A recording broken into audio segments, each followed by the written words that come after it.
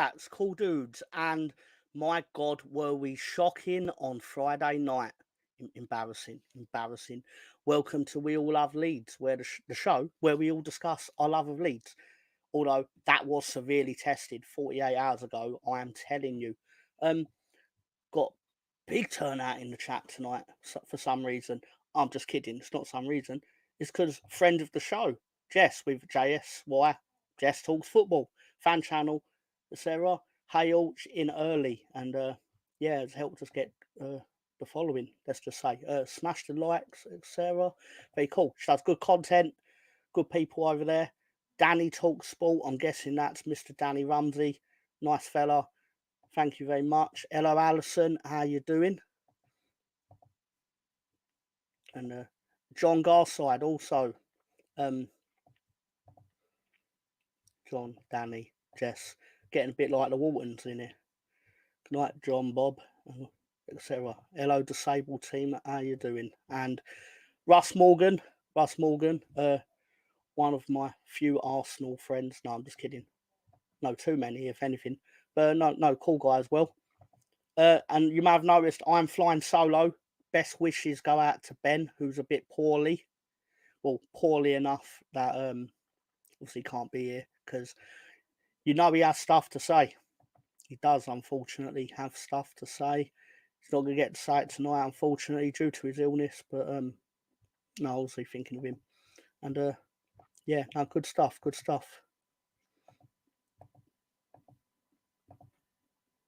That just sounded like I was saying good stuff, that Ben was ill. It's not what I meant. But yeah, hello Scooby, how you doing, mate? And BX Gunner, have a guess who he supports. That's right, Coventry. No, I'm joking. Obviously, it's the Gunners. But yeah, so no, I'll let him know. I'll say that he's probably watching it or listening to it. He actually watches the show back. Like he knows more the lore of what goes on in here than I do. But anyway, and yeah. I do love my wrestling references. But obviously that's Russ from... Oh, why you got to do that? Come on, you know who's in here. Come on, sir. Come on now. No, in all seriousness, BX is great. I mean, it feels like I'm just saying, like, oh, this person's great. Like, but people who hate me ain't going to come in here. But anyway. Yeah, thank you, Jess. John Russ. I thought you'd talk to a person that was named John Russ. But it means John and Russ. Yeah, anyway.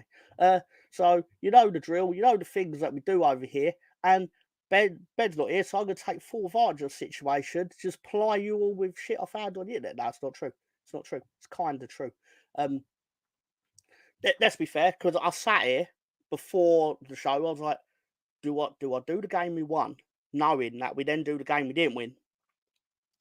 Or do we just do the game that we didn't win? Because that's miserable, right? So, plus, I'd already done the game we won before I woke up today. So, actually, I'd done that on Wednesday because we won the game on Monday. So, anyway.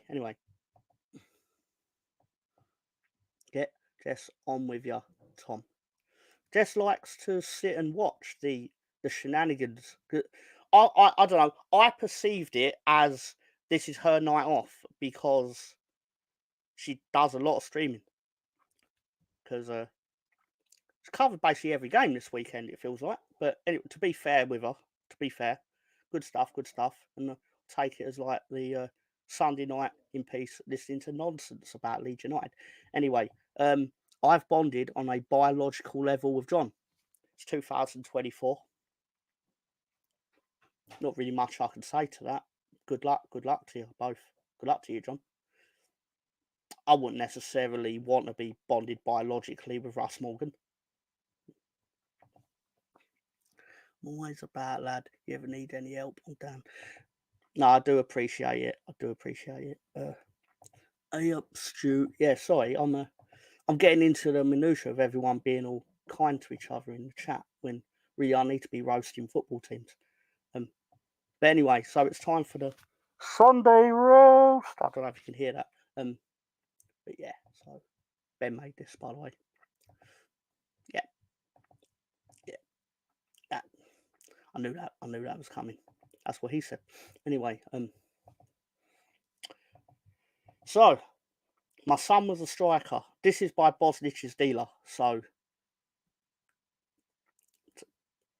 something in itself, really. My son's a striker, under 10s, decent striker as well.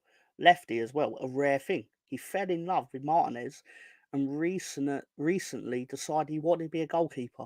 He's honestly the shittest under 10 goalie I've ever seen. Truly terrible. Cheers, Emmy.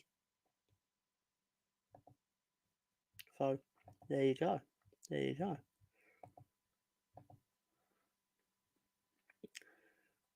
Yeah. Yeah, the timing was fantastic. Also, we're currently nearly in the last stretch. Avert your eyes, Arsenal fans. We're currently in the last stretch of the Pep cycle, as I like to call it. Start the season well, drop points mid-season in second place, win every game in the last stretch, win the Premier League. Obviously, I never made this because I would have spelt league correctly, but there you go. They put more effort into like actually putting the badge and Pep together, I'd imagine, and getting the arrows going the right way. Because if you get it the wrong way, it just looks silly. Anyway, yeah. I know. Anyway, Jurgen Klopp whenever Liverpool concede.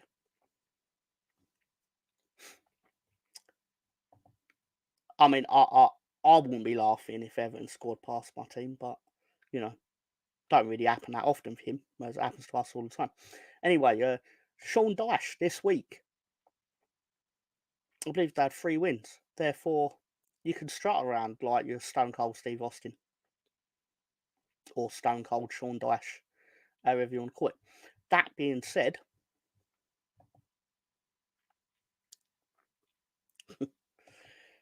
I did actually nearly get the West Ham Liverpool game right because I did call it as 2-2, and Bowen would score, but Salah didn't score first, so I would have been wrong. Anyway, the Liverpool trophy parade is looking don't look like it's going to happen, does it? Anyway, so what's your favourite position? 9th, says Chelsea. 9th. It's not for me to say. I can't speak to why there wasn't, but I wouldn't have been on it because I couldn't speak on Friday. I don't know how my voice sounds now, but I couldn't have got a sentence out, and that was even before Leeds played. So I don't know. Well, not that I want to imply it's because I wasn't going to be on it, because that's not true. But I just made it sound like I implied that. It's not true. It's not true at all. But I did want to do a quick review via the medium of memes of the North London derby. This match will determine once and for all who is the greatest club in North London, Spurs or Arsenal. Well, let's just start off with the Arsenal team talk. Lads, it's Tottenham. To which you then get Ben White undoing the goalkeeper's glove successfully. The ball's on him to try that. Anyway.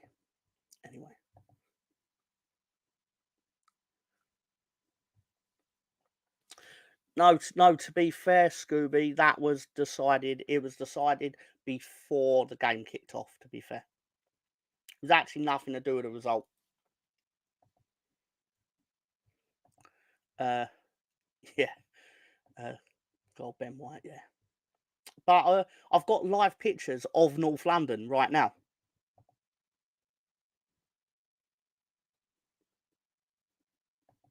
Yeah.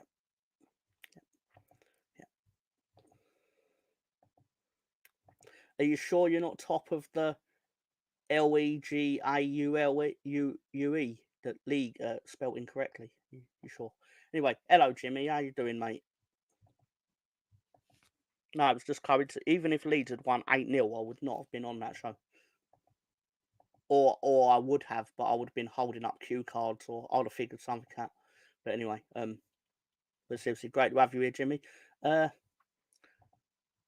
did once ask William Hill, or Look, it says it on the thing. Odds on aliens to land on Earth, and then I asked what are the odds on Spurs to win a trophy, to which I was told, ask the effing aliens when they get here. So, there you go. There you go. Anyway, I may have some more later. I'll totally have some more later. But I'm a Skins fan. Was you? Oh, you seem to have. I was about to ask. Did your team have a good draft?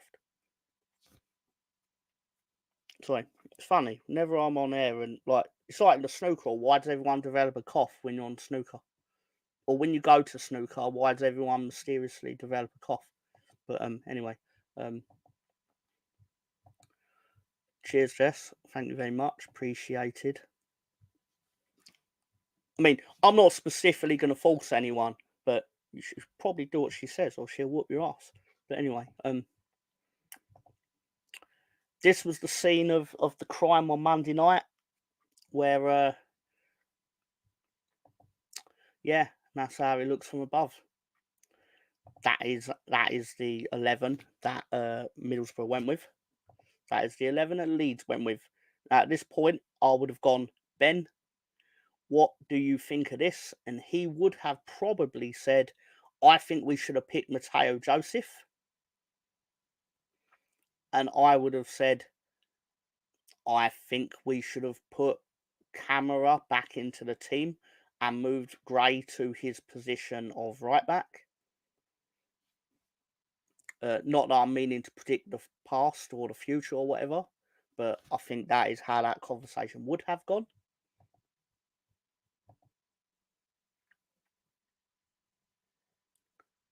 That's not bad, Scoops, to be fair to you. Hello, Alex. How you doing, mate? Unfortunately, do not have the coin system set up on We All Love Leeds. Unfortunately.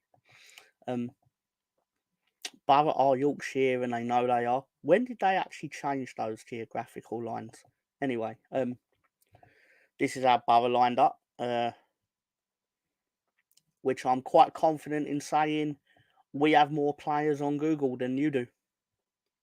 So, you're not singing that, are you? That being said, I don't know. I've got mixed feelings on this purely because I know the future, obviously, in hindsight. So there's only so much you could say when you know they're actually going to be absolute dog shit 5 days later. Pardon my language if that offends anyone, but we were absolute dog shit 5 days later. So Borough, like, we kick off, nice little graphic there. Very nice, very nice. Oh, I also review Twitter graphics as well. I mean, I couldn't make it myself, so I'm one of those people. But anyway, yeah, here we go.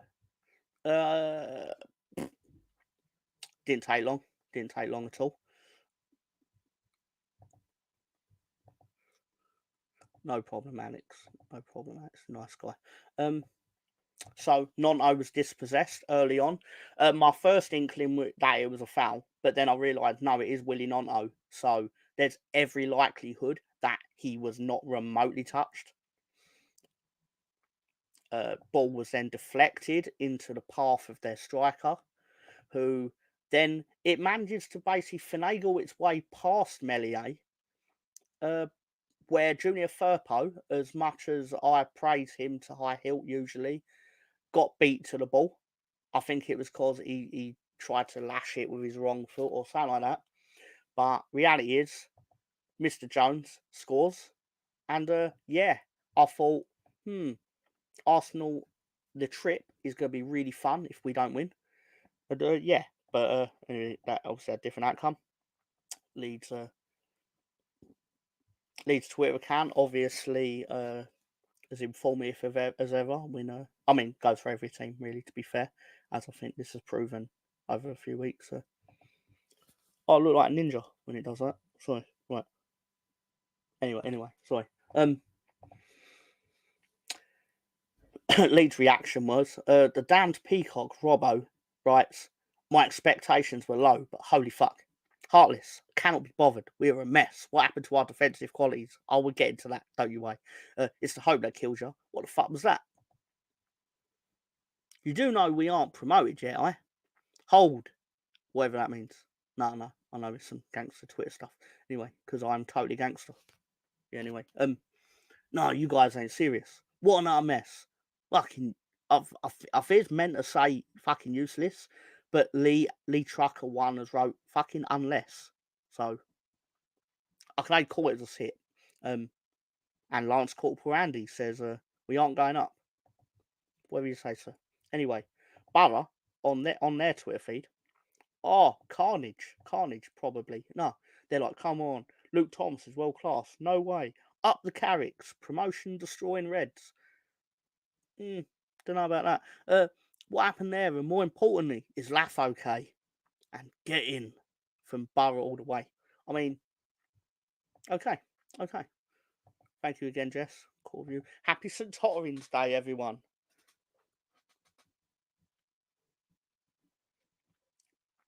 I don't know if everyone knows what that is, but obviously it's the day where Tottenham cannot surpass Arsenal in the league. It's been a thing for a while. And yeah. So congratulations to Arsenal on that. Then Ruter is brought down. It did start outside the box, but I'm fairly confident this is a foul. Like, call me biased. So obviously Mills' Twitter account is adjudged to have tripped Ruter. Adjudged. Yeah. All right. Their reactions to it. What a clown. Well, it was nice while it lasted. We're just going to ignore the blatant offside not given then. Silly. Howson is the worst player ever, man. I mean, you know, it kind of definitely is a penalty when one of the first tweets is them calling their own player a clown. I could be wrong. I didn't know that at all. No. Seriously, Scooby, it's a real thing. It's a real thing. You surround yourself with enough Arsenal fans, you pick this shit up quick. Well, I say that you wouldn't have picked it up for a few years beforehand, but anyway. So obviously Somerville waits and buries it,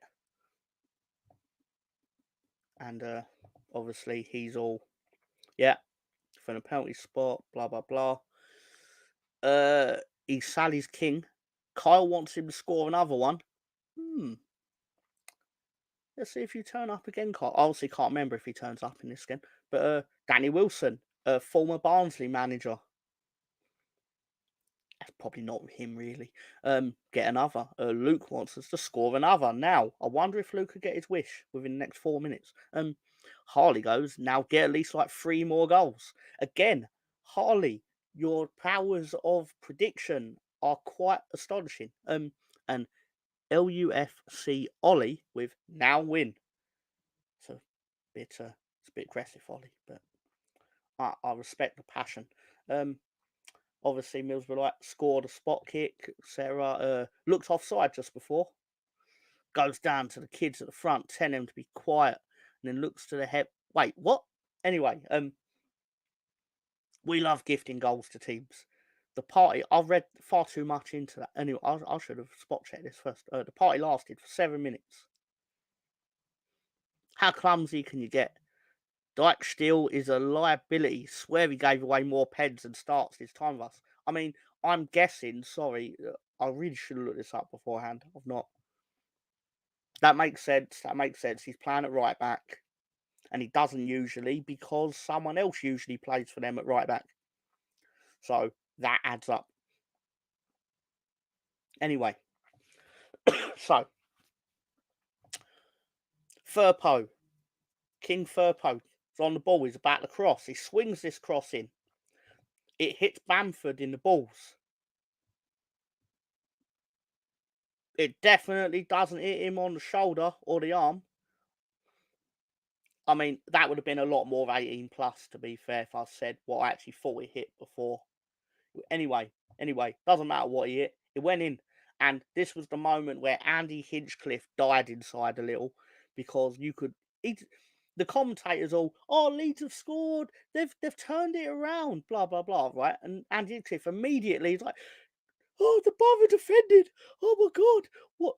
For context, Andy Hinchcliffe on Sky Sports is the colour commentator, the analyst, whatever you want to call it, and yeah, he comes up every week on this, but he was furious that this occurred. I'd have been more shocked that Bamford scored more than anything, but he was pissed. Anyway,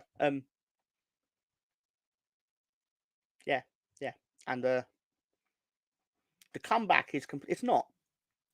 You can't say that in the 18th minute of a game beyond football. You just can't. That's madness. Pretty Eyes 60768 says Bamford. I mean, that's the name of the person who scored.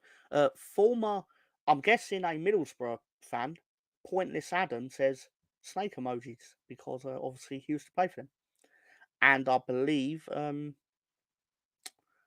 at the bottom, Ted Lasso Tips is doing the clip of the Middlesbrough fan doing the Bamford do thing because people may or may not know Patrick Bamford once scored a hat-trick against Leeds United for Middlesbrough. I believe it was 2017-18. How you doing? How you doing, Ty? Good to see you. And how you doing, CB? But yeah, he did score a hat-trick against Leeds once, which is quite shocking because it's Bamford. Anyway, but it's Leeds. We don't make it that even. Yeah, hello, Alison. It's Leeds. We don't make it easy, do we? As we'll say. But my biggest problem is we don't make it easy enough when we should. But of course, because the signature of Rutel losing the ball, I believe it was from a throw-in, from our own throw-in, dispossessed. Latte laugh. He does the fake shot, and then he does the real shot. And tell me if you've heard this story before.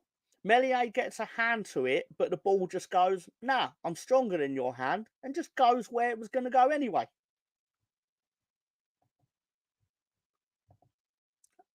What always happens. Anyway, far too much for my liking.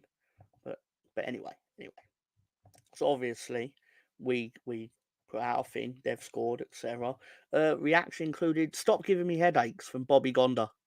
Conceding from a bloke named after a coffee is embarrassing, to be honest. Yeah. Josh Hope is back. Set of clowns. He was a regular on this segment at one point. That defence needs a talking to. How many bodies around him? LUFC Luke says Meslier couldn't save a Word document. Alex Hart says, can you tell them stop giving it away and sitting so deep with 70 minutes to go? Obviously, Borough thrilled. That is absolutely fantastic. I mean, they weren't that thrilled, to be honest. I mean, because I think I showed the only 4 responses they got, to be honest. Fantastic, what a strike, what a finish, and come on now, it's Middlesbrough. What do you expect? How you doing, Glenn? I did see your message from last week, so no problem. Glad you enjoyed the show regardless. Thank you. Excuse me. Gray to Somerville. Somerville sends the ball through. Nonto beats the offside trap and then bangs it in. Goal! Yeah. Anyway, I should have done that the other 2 times. So, Plute says, I love Willie. Daryl Daprich says, karma for the no handball call 2 weeks ago. To be fair, that is what I thought. All transfer with massive goal. Beyond football, get in. Middlesbrough, goal. Wilfried Nonto. Will Borough be assessing their options in regards to the officiating?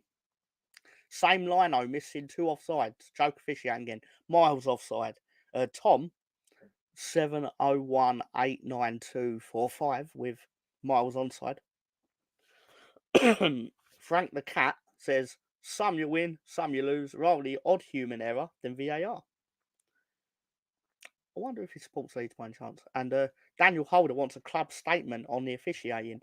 But I can conclusively prove to you now that we had Ben on VAR as like an experiment. And I can prove to you right now, Woody Freed-Nonto was onside.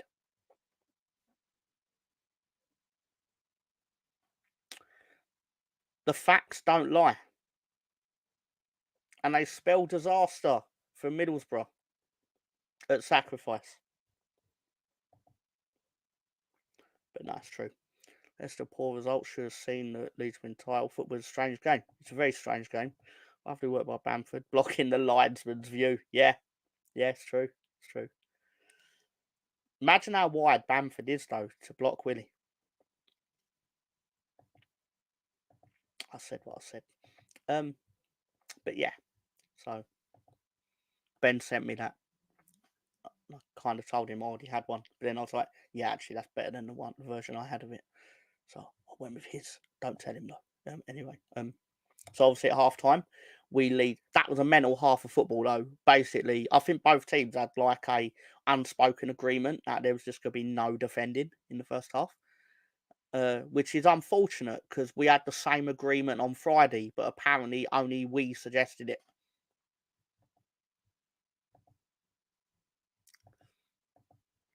And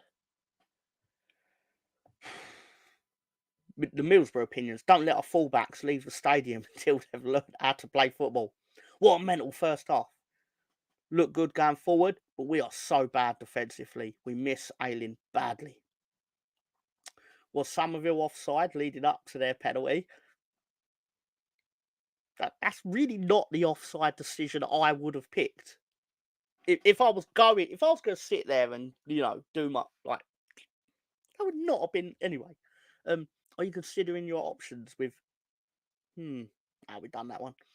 If the linesman had been on the piss before the game, we'd be winning this. Arguably true. One for the neutrals. Leeds lead 3-2 at half time.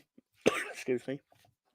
And I'm in bits here. Needed the defibrillator on deck. Hope Ross Slade is okay. Please take Rutter off. Liability tonight, at fault for their second goal.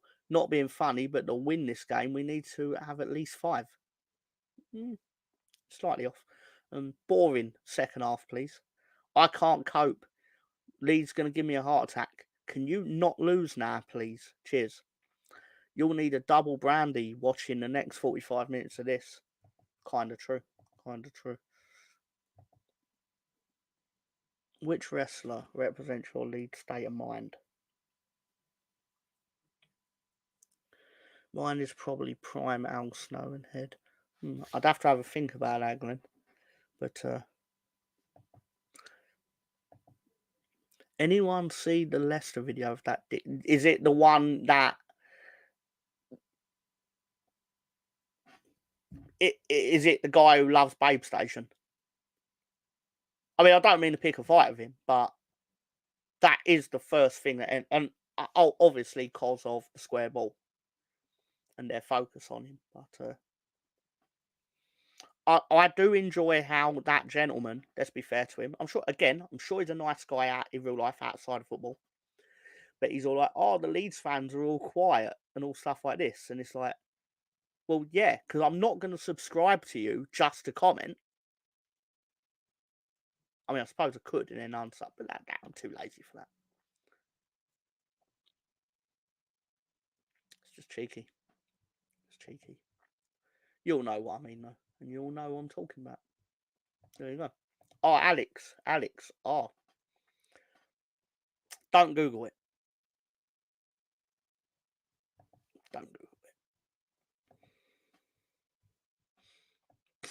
Or if you do, it's not my recommendation. Yeah. So, yeah. No problem, CB. No problem. Firpo receives a pass. Firpo decides that he's going to be a bit more godlike than he was on Friday, where he puts Somerville through. And in this position, you all know even Stevie Wonder can see what Somerville's going to do. He's going to execute his special move, where he just bangs the ball into the top corner by turning onto his right. And yeah, and if we actually did end up going up, or let's just say if the QPR match had not happened, how it turned out, I imagine this would have been an iconic image of this season. But I'd argue his following performance has kind of negated this. I could be wrong or unfair in saying so. But in that moment, he was king. He was the king of Leeds in that moment. In fact, I might even give him the kind of. I'm not going to do the noise, though. He don't deserve the noise. Yeah. Yeah. Yeah. Leicester till I die. Yeah. Obviously, goal reactions was massive goal. What a finish. Junior Firpo redemption arc. I mean, he's been the assist king of 2024. Somerville the goal, but Firpo, huge contribution. I still maintain the man's not a left back. No matter how much he's starting there, he's just not. Great finish. Now concentrate. This man, etc. Like Steele again putting on a horror show. Pretty sure that was offside as well. You lot have been robbed, and it's actually grim officiating. I wonder who Riley Heap supports. I wonder if it's Leicester or I wonder if it's Ipswich. Imagine my shock if it's either one of them two. He wasn't offside, by the way. He just wasn't. Shocking defending again. Stop dilly-dallying about. And thanks for nothing, you useless lot. See you next season. By crazy Ipswich fan. I'm not even going to try and say that. No. In the 80th minute, let's just say, pedants out there will say 82nd minute. Presenter asked Luke Ayling before the game, "Who do you want to win tonight?" And he replied, "Football." But that's not what his brain said, obviously, because obviously these two gentlemen are officially on our books. But I mean, Luke Ayling won't be at the end of the season, to be fair to him. But he did make one lasting contribution to Leeds, to be fair, because the real reason that the third goal was a goal is because he ran on in his kit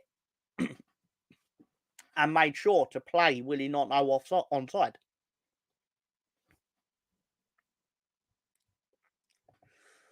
And oh look, it's Tom. I hope Leeds come up. I'm just afraid your shows may go to pot though, especially if you end up like Sheffield, losing every week. Oh, hello, Colonel Ward.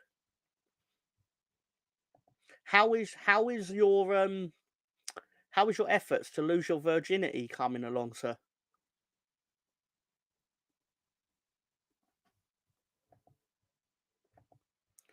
I'm joking. I know him.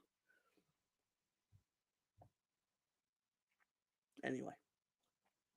So, then it was, I'll say angry emoji. I'll practically shat my drawers in this moment. I'll do that every week. Yeah. How you doing, Colonel? In all seriousness. Gilbert plays a long ball. Laugh gets his head under it.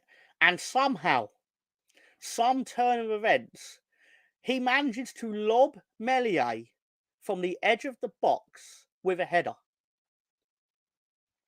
How?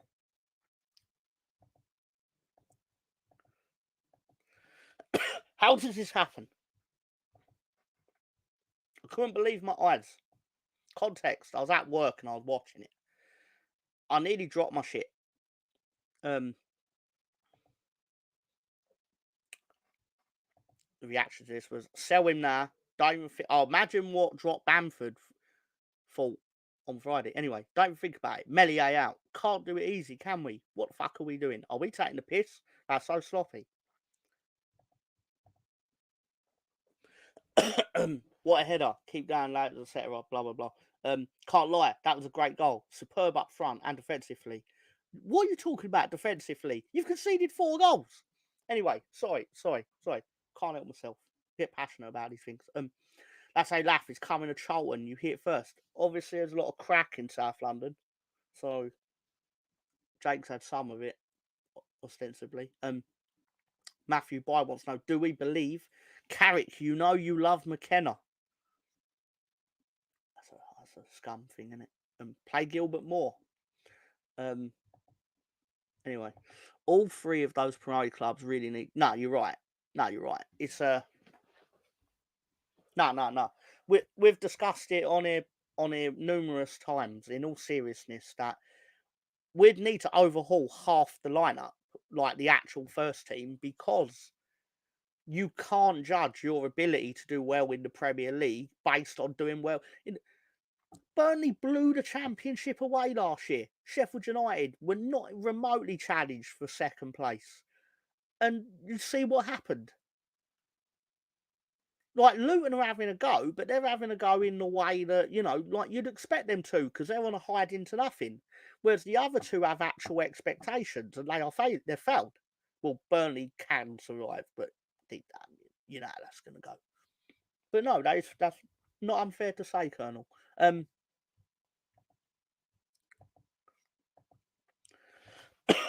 So obviously, handshakes at the end and all that, and full time. So 3 points is all that matters. Luckily, the heart monitor is only being fitted tomorrow, or the hospital would have been round for me after that. Sell that fraud in net and breathe. Leeds fans, let's just have a boring 1-0. Leeds players, no, I don't think I will. I really wish you had considered doing that on Friday. In my opinion. I thought Leeds were back to their attacking best tonight, in my opinion. Last 5 games did not have that quality in the final third. Tonight, you were so much more clinical in front of goal. Somerville was outstanding tonight. That's 19 goals for him this season.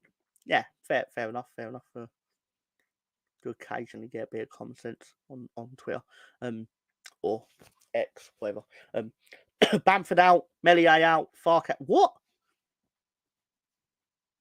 I mean, I'm angry that it's still madness that Bamford is still so integral to our team.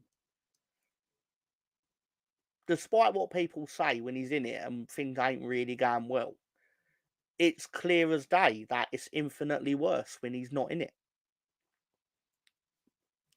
Especially since he got the goal, because his goals, as I think other channels have said it, like, his goals come in batches, and he'd started what would have hopefully been another batch of goals. But obviously got injured. Obviously, important credit to Dan James fighting for the calls, which actually got himself injured. Melier nearly cost us with his poor positioning for that third goal, and happy days from Luke Thomas. Yep.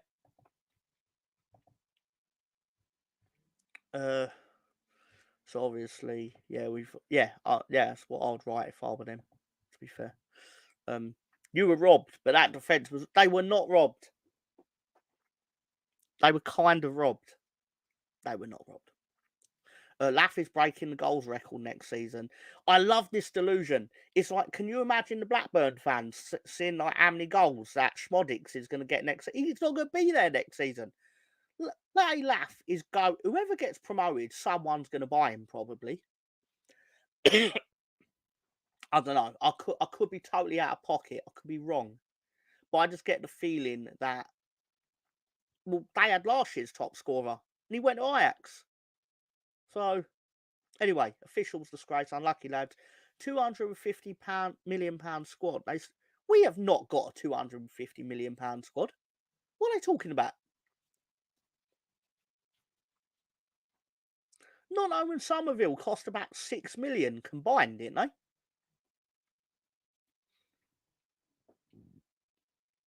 And we've got Bamford. Lies. Flat out lies. Anyway, great game, but it's impossible to beat 11 players, the referee, who obviously has money on Leeds, and a blind linesman who can't see. Oh, this is amazing. That was the best game of football I've seen all season, and we made Leeds crap at themselves for the last 5. You did make Leeds crap themselves. That's like the only thing you wrote that wasn't bollocks. pardon my language again. Cheers for the 6-2. Oh no, cheers for the 6.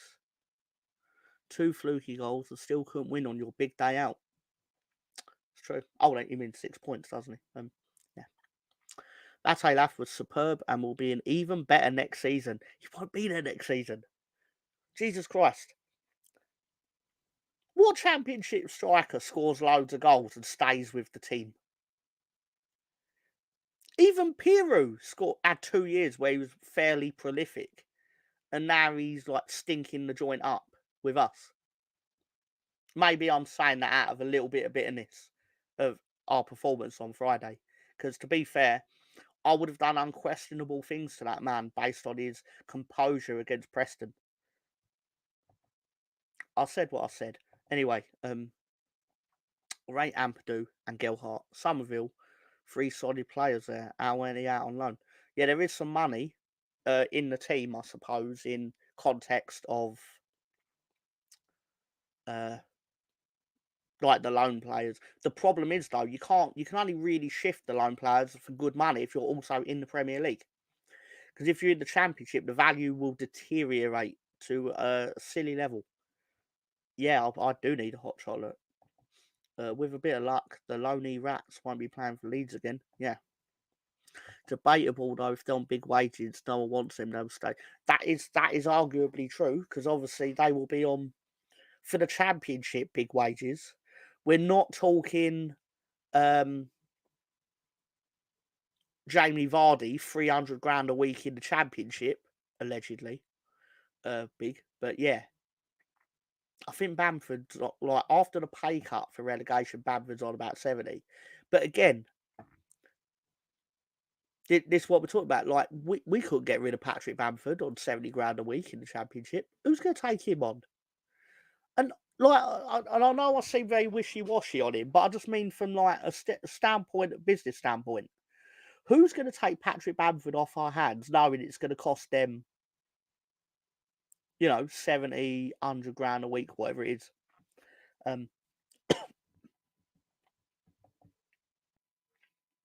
But anyway, Bangor, wasn't he, on Thundercats? Pookie. I'm actually surprised we did not bring in Pookie, because of the fact that I imagine he's one of... I could be wildly out of pocket again, but he is obviously one of Fark's boys. I don't know if it's unfair to say. Like how we got the Sam Byram in. I know the local connection and all that, but obviously ultimately it was because Fark saw a bit of a bargain, possibly, and a player he trusts. But yeah, Fark won't play them unless the 49ers say he has to.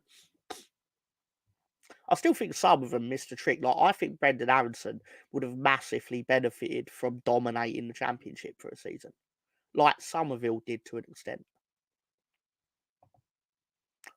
Firpo did look ill pre-QPR, said there was a bug running through him. God damn it.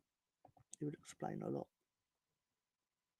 Firpo was ill during the Middlesbrough game, apparently, to be fair to him. But yeah, I was just very excited after that. But oh well. Anyhow, so sorry, to cheer myself up before the nonsense of the massacre. Sounds so wrong, one of Fark's boys. You know what I meant, though. You know what I meant. It's like you get Neil Warnock, and Paddy Kenny's like waiting outside to be let in the window or something. Like, what? Like Neil Warnock's boys. You're getting Michael Tong, Michael Brown. Oh God. It's like Sheffield United 2006 and Leeds 2013 are inextricably linked. Anyway, Greg Paddy's locked in with numbers, just as Calvin Phillips is. As for Loney's going, not until we flog them cheap. And they, yeah, exactly.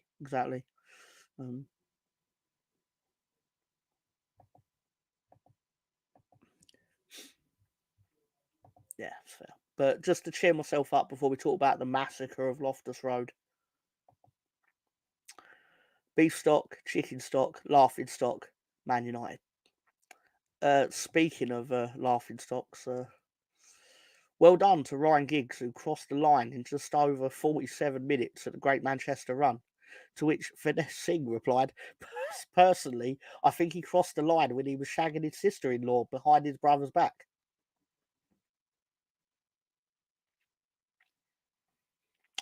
I'm not sure I could be sued because it's well known to be true. But anyway. That being said, a Redknapp boys getting Defoe. Yeah, Nico Cranshaw. Yes, exactly. Managers have their favourites like that. They always will do. They're dependables. But anyway, the scene of the crime. You're going to love this, Colonel. You're going to love this. But scene of the crime. And yeah, that's how it looks like on the inside. I was so upset that I spent the whole weekend going, I'm not photographing these goals. Oh, no, I don't even want to talk about it. And then about 5 hours ago, I photographed goals. Couldn't help myself. I was like, I would not drop my standards just because I'm annoyed at Leeds United. Although the entire weekend I wanted to drop my standards because I was annoyed at Leeds United. But anyway, happy retirement, Howard. Howard Wilkinson retired. What's he been doing for the last 20 years?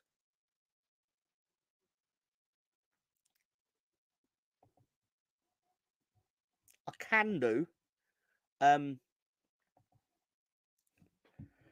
know if I still have it, but it's widely. I can find it for you, Alex. That's no problem. So, and I've got a bone to pick with Queen's Park Rangers. Jess, if you're still out there, I'd like to know how you got their team sheet for your stream on Friday night, because you got a perfect team sheet for them. And I looked on their Twitter and I was like, I'm not visiting your match centre. And then I visited their match centre, but they didn't have their team sheet.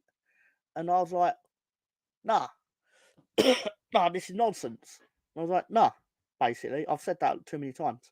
But yeah, and this is how we lined up. So again, what has Glenn Kamara done to have upset Farker or Fark, however you want to pronounce it? What's he done to upset them? Because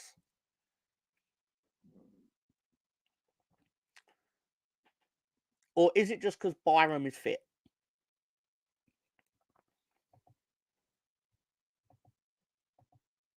Yeah, he was working in the FA, wasn't he?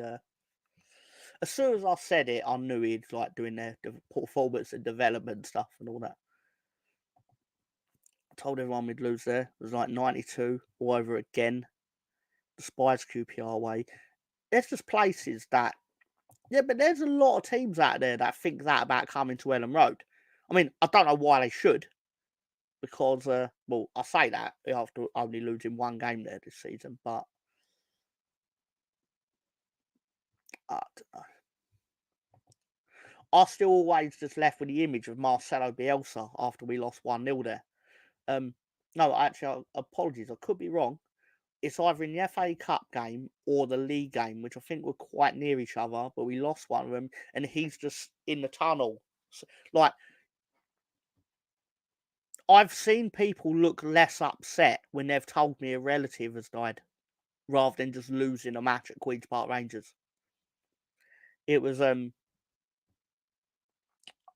felt bad for him, but more, obviously, I was crushed that we lost, but I felt more bad for Marcelo Bielsa. I love that man. I miss that man. Anyway. So it turns out these are the 11 players that destroyed us.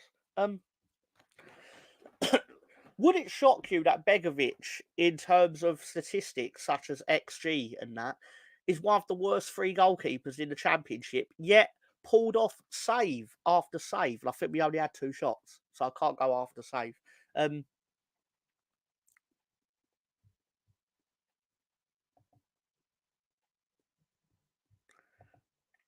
Yeah, I totally forgot to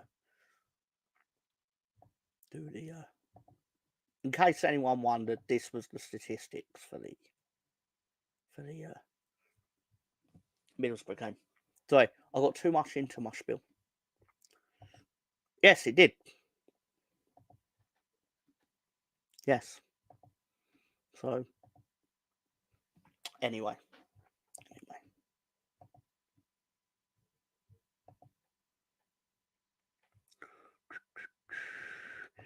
Less said about that, better. Anyway, so they kick off. We kick off. Oh. Yeah. Fuck it. So, yeah, it turns out they have more players show up on Google than we did. So, yeah. Everyone look at that. And practically immediately, I'll tell you the moment I knew this game was not going to go well. And I don't want to say defeatist feelings, but I've watched Leeds long enough to sort of, you get a feel for the game quite early on with Leeds United. And I believe in the first 2 minutes of the game, we played the ball back to Melier, and he immediately gives the ball out for a throw-in, unnecessarily, in my opinion. But he immediately put himself under pressure, gave them a throw, and I just thought, oh God, no, it's gonna be one of these performances, one of these nights.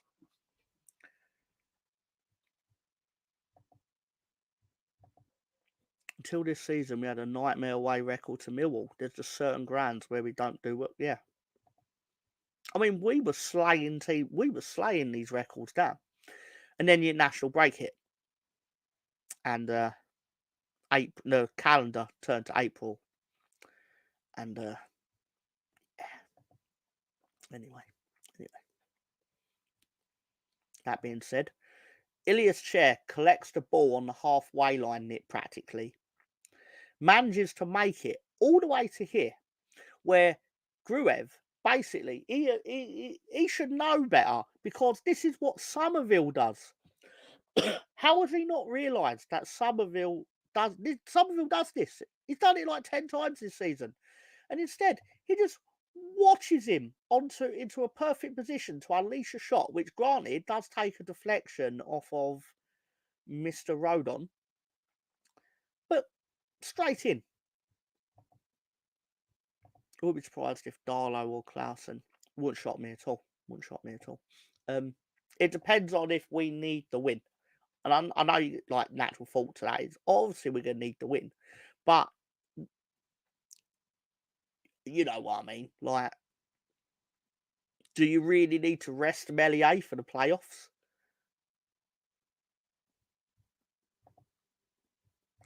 I thought the first half counter where yes. Do you know what? Right, I know they are good mates, but that front four look like strangers. They look like they were put into a team exercise at work and they didn't like each other, or they'd never met. And yeah, you're right. You are right. That was the moment where it was basically.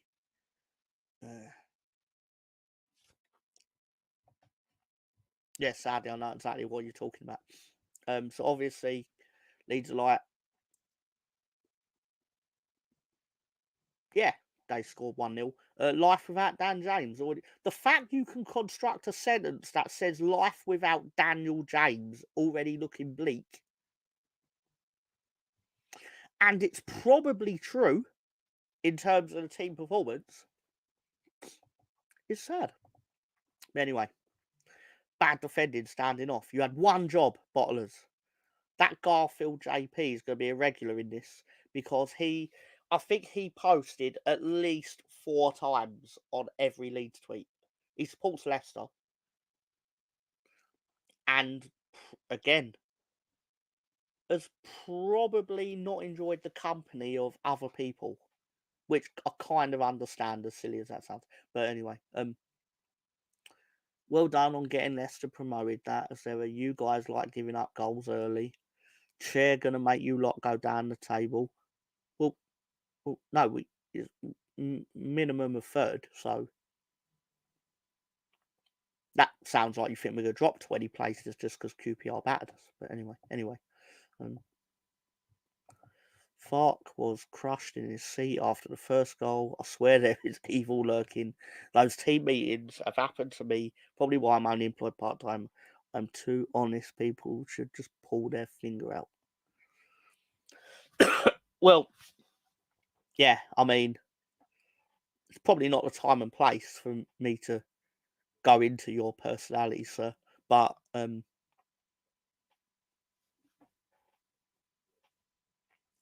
it feels like you're more self-aware than you think you are. But no, in all seriousness, it's I just feel like they were strangers up front. Like if you'd have told me they were a sporting team, I've double checked. But obviously, they are thrilled. That is actually meant to say goal, but obviously, call it wrong. What a goal! Great goal. Yes, mate. Outstanding. Massive goal for Rangers. Goal for Leicester. Yeah, cheers, Sidwell. How do you go from after that? Well, you get angry again because we did not clear our lines from one of their throw-ins, and Mr. Anderson powers through again on Mr. Gruev. How's Gruev get done twice like this? And just that motherfucker. Sorry. But anyway, he's been great for us this season. But even Don Goodman, one of the world's worst commentators, was basically channeling my inner frustration because he couldn't understand how it happened twice either. And they were all goal 2-0, to which imagine posting videos all week of players saying they know what to do and are ready for a fight. They couldn't fight their way out of a paper bag, a wet one, ostensibly. This might be the worst performance of the season so far. Staggering. Stop bloody moaning, fuck's sake. Get behind our lads. I wonder what Kathy's opinion was an hour later. Hey, I'll be more conservative about 80 minutes later. But, wow, from an Ipswich fan, did see this happen in the first half. Another 45, put it right though, so I'm not going to say anything. Unless... Wait a minute. Does the E on your... No, wait, the E does work on your phone, because you can write less. Oh, no, the S on your phone works. Hang on. Why can't you write useless correctly?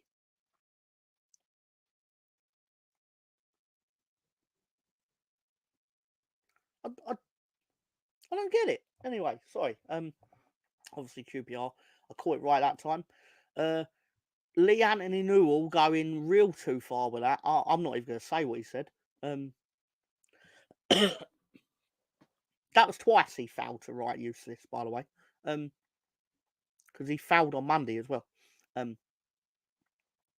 Connor Daly, we are class. My Lord and Saviour. Oh my God, the Great Dane.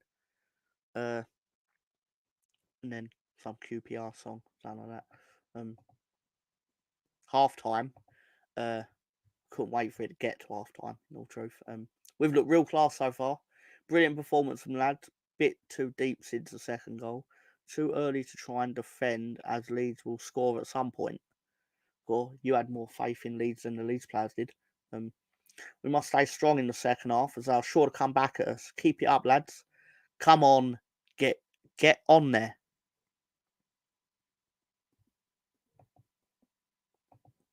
You had one job. Good first half, especially first 30 minutes. Brilliant. It was.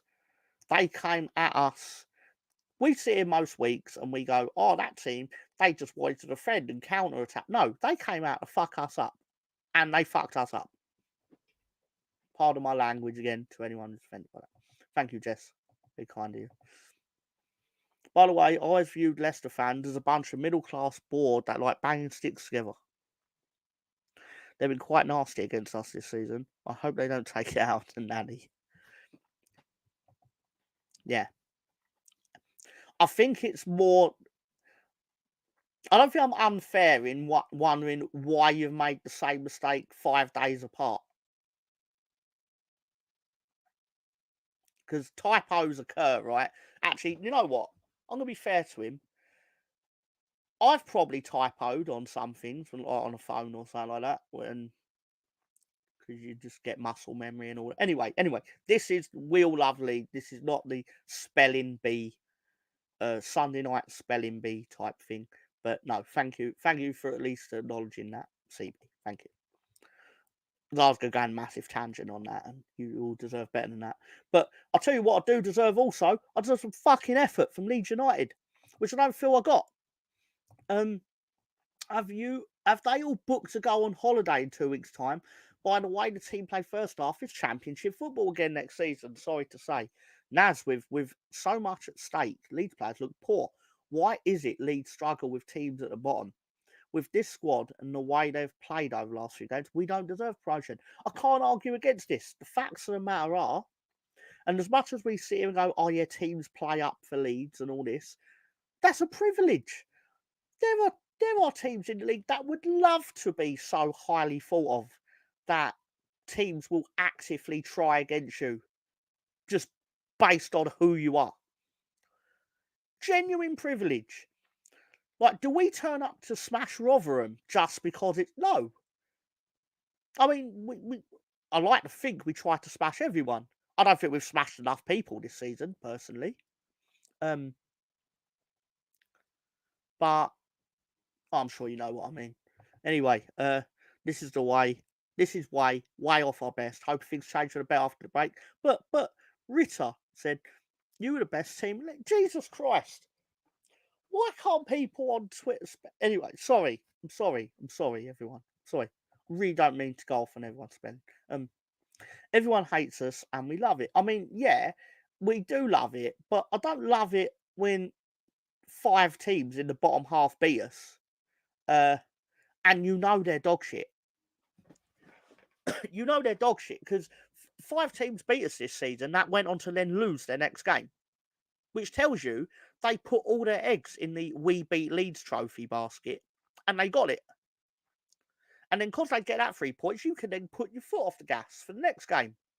Again, I'm not really talking conspiracy. This is what happened. We've lost more teams in the bottom half this season than we have in the top half. And you know what you get for that? You get nothing. Anyway, sorry, my voice is getting a bit hoarse. Can't help it.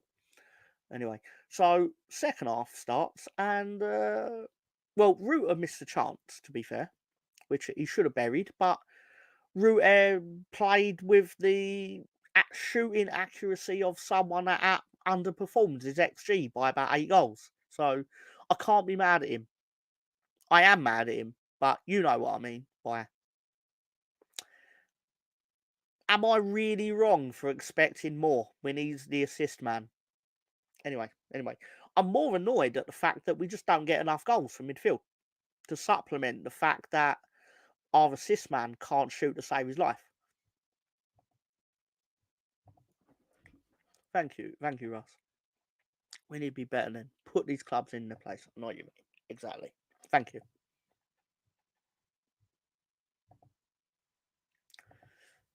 Hang on. What do you know what I mean about? It's nice to know some things that I come out of that do make sense, because I say a lot of things. I don't expect it all to make sense. But a lot of my delusions are grandeur, I suppose, are just what I feel or something like that. Anyway. So obviously, it goes from bad to worse. I was kind of laughing at this point inside, because it was like, you know, we weren't planning like we were going to get back in the game. So, yeah. Like if Somerville or Bamford, no, not Bamford actually, probably similar with Bamford. If for a start, I believe we would have played better with, because the thing is, Patrick Bamford's one of these players where when he's in the team and he's not scoring, he could be a liability. But by the same token, the team generally performs better with him in it. And I'm not telling anyone anything they don't already know or have heard said before. Like, I'm not reinventing the wheel with this opinion. I just feel I just feel because he always fights his way back into the team, and as I said earlier, he had scored, so he would have potentially been back onto a run of goals, which he usually does go because his goals come in batches, and we'd already experienced the barren spell for a month or so, but sorry, my moustache was itching, um, but he no, it's just pointed all around. Corner QPR. Lyndon Dykes gets his head on it, and yeah, he scores. The thing that annoyed me is Melier got nutmegged from this header. How's it go through your legs? Just put your legs together. Anyway, my apologies. My apologies. Couldn't help myself. With yeah, absolutely woeful. This team knows that promotion's at stake here, right? This isn't Sunday League football. Cheers, boys. Ah, it's a Leicester fan. It's a Leicester fan. Get him gone, says Farcat. Is he talking about the manager or the goalkeeper? Or Bamford, presumably. Because, yeah. Going full Leeds. Going on nearly a decade since we were last good in the air, I think. Oh, also, yeah, there were stats that suggested that QPR never score from headers and they concede a lot from corners. So what did we proceed to do is make them look like Lionel Messi of corners. Anyway, so yeah, goal, graphic. Daniel Story, presumably an Ipswich fan, told them they are such a sexy club. Ellis thanks them on behalf of every Leicester fan, and yeah, basically,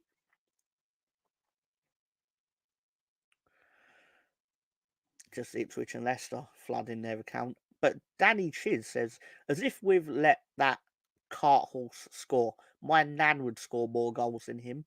Well done. Another team that turns up for their cup final after losing to Wednesday. Yeah, I can't disagree with this, but at the same time, if your nan would score more goals than Lyndon Dykes, why isn't she starting up front for Leeds United? Because we could have done with anything except what happened on Friday night.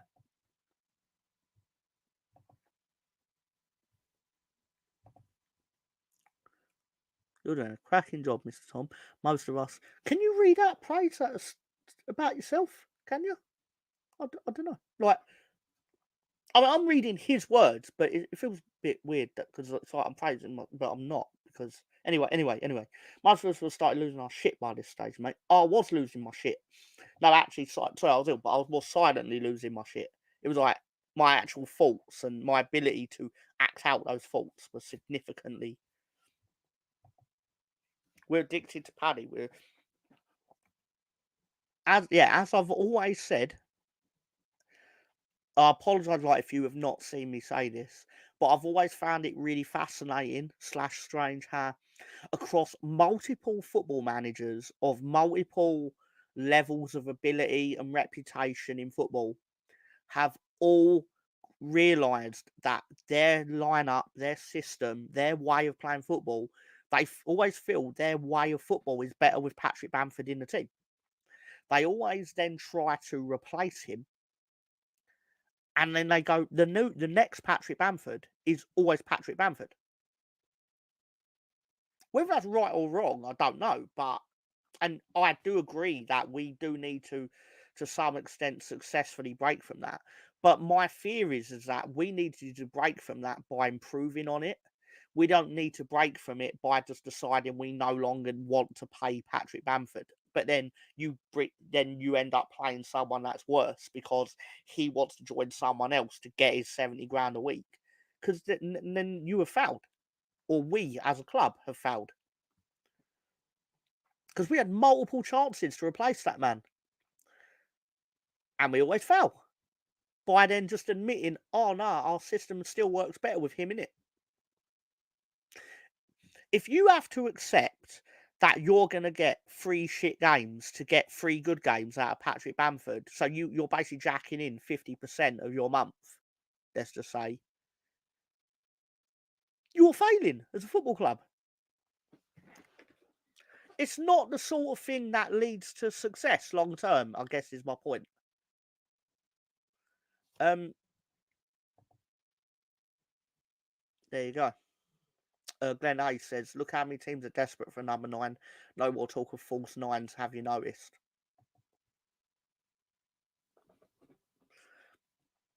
I got a confession. I'm not really that knowledgeable of football in terms of like the new terms, like the number 9s and things. Because I just think number your team from 1 to 11 and just send them out there.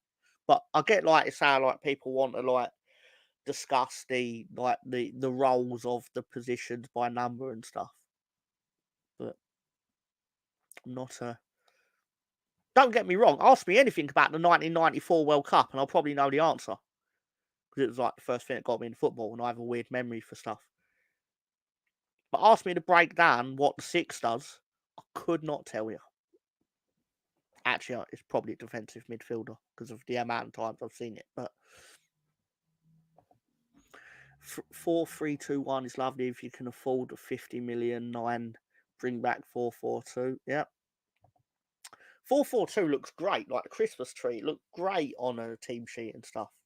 But still, 4-4-2 will come back because eventually someone will crack doing well with just flat bank of 4 and 2 up front. It'll probably be Pep. Probably he'll be so successful somewhere with so much money and have such a strong team. He'll actually try. Oh, let's take football back to the 1970s and see if I can win doing that.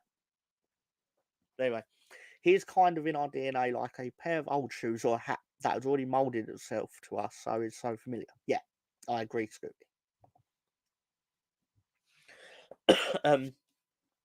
What I do? Yeah, also, and to top it off, because why not? We decided to let them be the Lionel Messi of free kicks as well, and they sent it in. Player called Field gets his head on it because why not? And Melier basically again. I think I've even said it during this episode. Tell me if you heard this story before. Melier gets his hand to it and it still goes in. In fact, he getting his hand on it made it look like a better goal than it was because he makes it look like it goes in the top corner. But there's no way it would have gone in the top corner at that trajectory. In fact, I'm surprised that their little billboard or their screen behind the goal doesn't already say 4-0 because as soon as his hand touched on it, they could have gone goal. Maybe I'm being facetious. Man City won the league without a striker and all hailed Pep's genius, and they bought Haaland. Exactly. Bad will become the next Lorimer at the club for decades. I actually think he'll be the next Don Goodman because he will be.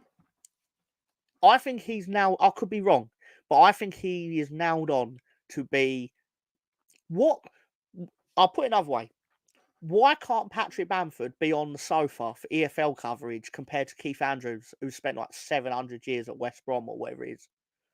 Patrick Bamford will 100% be either he'll either sit in the studio or he'll be on commentary, realise he don't like it because he'll read Twitter or whatever, and he'll be back in the studio. But he will be working for Sky for the EFL. Definitely. Yes, exactly. Because obviously he despite what we think of him, is obviously a well-spoken gentleman, and I think he's even said he wants to do punditry. I could be wrong there, but good luck to him. But I fear that in his efforts to not appear biased, he will basically take it out on us. Because apparently Don Goodman supports Leeds, but I personally wouldn't feel that he is a. It's not like when Gary Neville commentates a Man United game. But anyway, so my apologies. So obviously goals. Joe the American with ha ha ha ha ha ha. Tom with ha ha ha. And yeah, yes, too much. This is the biggest embarrassment of the season. Leah from Wales says pathetic. The Knight says good work. Lovely, outstanding tweet work there. On the QPR account, Charlie says, "Holy fuck, I love you, Rangers." Archie says, "I love this club. The Yards are staying up, and that you had that game won at 1-0, mate. I know you wouldn't have thought so, but the way we played, you won that game at 1-0. Loving this. Sydney Gooduka with and Leicester. I'll go off. Fuck off. Anyway, so get yourself someone that looks at you the way Cifuentes and Daniel Farke look at each other.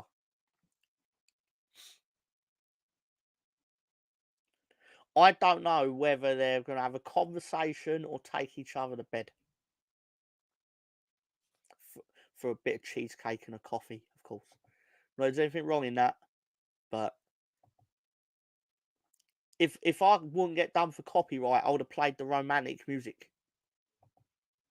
But no, in all fairness, well done to the QPR manager for basically doing one of the world's greatest team talks, where he basically went, "It's Leeds," like I imagine they all do. Hello, Gary. How you doing, mate? Did you see Matt Ritchie has passed his HGV license at 34 years old, preparing for the future? I could be wrong, but I imagine once you play for a Premier League club, is it naive of me to think you don't need a second job in future? I mean, not fair fucks to him, obviously, for like, trying something in his spare time, like all for that. But Farker looks like he's gonna kiss him either on the lips or the Glasgow variety, and Phil as a yeah. So welcome to Gary DWTT. Watch his show, The Trip, on Monday night, or The Road Trip on Saturday afternoon, where there may be a special guest. There's not a special guest. I'm there all the time. I'm there all the time. If Gary took that show to the moon, damn it, I'm coming to the moon. Anyway, so maybe he's a people trafficker then. Arguably, that is quite profitable, allegedly. Surprised Gary isn't on the lash tonight. Gary's a sensible human being. Securing safety and style. You know what would have been a lot more stylish if you actually put your team sheet on Twitter. Anyway, unreal performance for every single player tonight. Minute 9 from kickoff to 96. Atmosphere unbelievable too. Blah blah blah. Well done. Thank you from the Ipswich fan. You were fucking awesome tonight. Worst team we've played all season. And you know what? I can't be angry at them for saying it, because they've probably not played a lot of teams where they were the better team on the night. So I'm angry we made them look that good. And honest Leicester fan with "You were magnificent, QPR." Now for the post-mortem over on Leedsville. Well, we were at a dog turd tonight. Congratulations to Leicester and quite possibly Ipswich, who, to be fair, deserve it more than us. We've struggled to beat so many teams in the bottom 8. We just have to win the playoffs now. Only Leeds can produce the worst performance of the season during such an important game. Not one player deserves any credit, but my standout player was Melier, flapping around like a clown. Flappy, of course. Scary thought. Thank God we weren't playing the likes of Arsenal. To be honest, I'd rather play in Championship. No fun in getting battered every week and coming straight. Yeah, but this is the thing, Gary, you're not realising. Sorry, Gary Dixon on Twitter, not Gary DWCT. Is the problem is, if you don't get out of the Championship, you just become worse and worse within the Championship. You don't. People have this odd belief. This could be really naive of me to think that people think this, but I think some people do think that if you're in the Championship for 20 years, you basically dominate the champion. Like, you sit third in the Championship for 20 years. Who do you know sits third in the Championship for the last 10 years? You either go up or you get worse, or you go bankrupt trying to spend the money to get out of it. Sheffield Wednesday. A great example. Anyway, that was 90 minutes of embarrassment. Not an ounce of fight in the team. Far too slow in the build. We have fast dynamic. It was too slow. But I argue it's on them. They should have took the onus. Like, if they're expected to play really slow at 1-0 down or whatever, like patient, like, no, take the game by the scruff of your neck. The amount of time ball ends up, but yes, I know that's the tactic because you want like lull bore the team into submission, but still. Chris Emptage says we had the easiest run in and absolutely fucked it up. Fark isn't good enough. No plan B. Again, most managers don't have a plan B, to be fair. Got to go as after the squad. It's like people say. I've seen people say I could be wrong here, but they're like, he has no plan B, and I'm like, but most football managers don't. Like Marcelo Bielsa has no plan B, but his tactic was always just to get the ball to his best player, have his second best player, find the best player, and it worked a lot of the time. Anyway.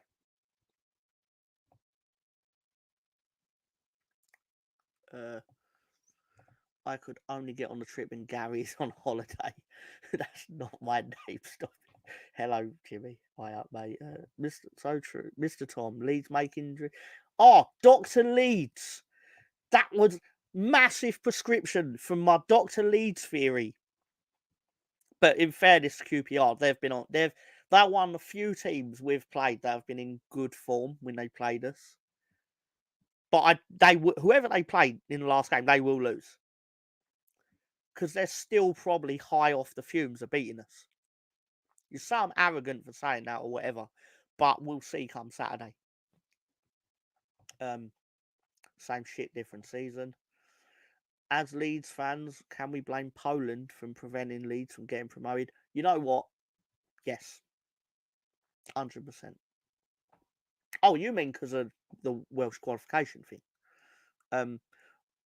I'd even be so inclined to have blamed Finland. Because if Kamara had led his Finland team to beat the Wales team in the semi-final of the playoffs, we wouldn't have had the 4 Leeds players well, 3 of them come back like injured and the other one distraught, like emotionally crushed because of his penalty miss. I remember seeing that they'd lost a penalty shootout and I was thinking, please don't be a Leeds player that missed the decisive penalty. I was like, oh no, it's not going to be a Leeds player that missed the decisive penalty. I was like, God damn, it's Daniel James. Anyway. Thanks again, Jess. Great stuff. Very kind of you. Would have been nice if Klitsch had a quiet word with the Poland team. I must admit, at first, I did think it was. My mind did race to like 1939, and then I realised he was just talking about in March. Anyway, evening, Gaz.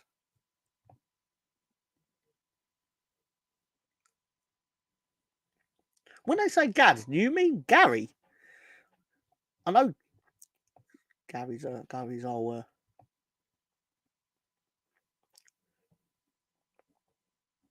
Never struck me as a Gaz. Anyway, hello, Stacey, or the mum overlord. Overlord's very like overarching, isn't it? Like lording over it. Anyway. It's good to see you. Thank you for stopping by. Stacey loves her wrestling.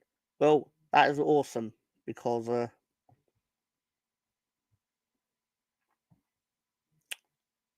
definitely never not awesome. Hope you're well. It's a good song. Updating your Twitch. Where's Stacey's mum? Yeah. Gaz, Gary, Guna. Yep. Awesome. Okay, so let's get up some fancy graphics presented by. I can say that I never made it. By director John, good friend of mine. Who, yeah. I mean, we had lots of shots, but we were bollocks. Again, as I said, it felt like it was going to go wrong from minute 1 when Meslier put a needless back pass. And I mean needless in the context of going back to the goalkeeper, put him under pressure, evidently, gave away a throw-in, to which I don't think we recovered. I think it enabled QPR to pin us in from minute one. But again, credit to QPR. They tried to whoop our ass. They succeeded in whooping our ass. Congratulations to Leicester on their promotion. And yeah, I don't really feel there's much more I can say about that. No, it's cool. It's cool.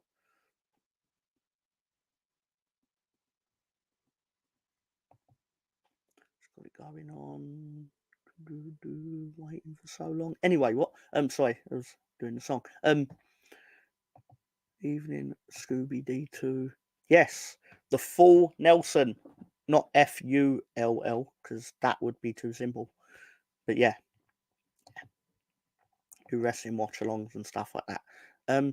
And yeah, party time. So obviously these were the scores from the weekend. Fortunately for us, Hull needed the result. I'd argue they got one, because obviously it didn't transpire for Ipswich the way they expected. And yeah, I imagine Leicester become champions if they win tomorrow. Again, congratulations to them. Well done on. I don't want to sound. What is the like? Let me put it out to you guys in the chat. What is the appropriate level of like pettiness? Because my instinct is to be polite and congratulate Leicester, but there is also like the backhandedness at the back of my mind where I'm like, congratulations on cheating your way to winning the championship. Because you pay one player 300 grand a week, and you're going to foul it if you stay in this league, and you'll foul it if you go back to the other league. But the second you step foot in the Premier League and you get slapped with a points deduction, how does that benefit Leeds United, who played by the rules? I don't know, could be wrong. It feels like no one gets punished to an appropriate level that makes it worth Leeds United not also failing financial fair play, which I'm sure we will if we don't go up. But then we'll get labelled with their tag. But the fact is, we'll foul it without benefiting from it, which infinitely annoys me even more.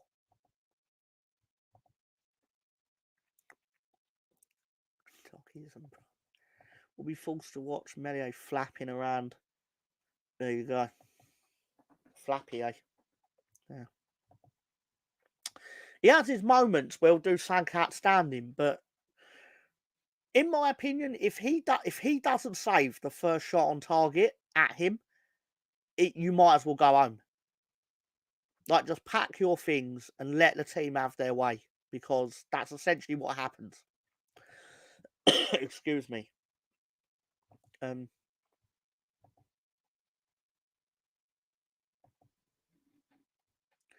This is the thing, though. On grass, they deserve it. But the fact is, they've paid beyond their means for players that were good enough to beat us. Which I suppose rankles with me, because... Like, imagine if we paid Lionel Messi 500 grand a week, knowing we'd foul financial fit. I mean, you still have the player. I know that's a mental example, but... You know. They're paying 300 grand for a bench player.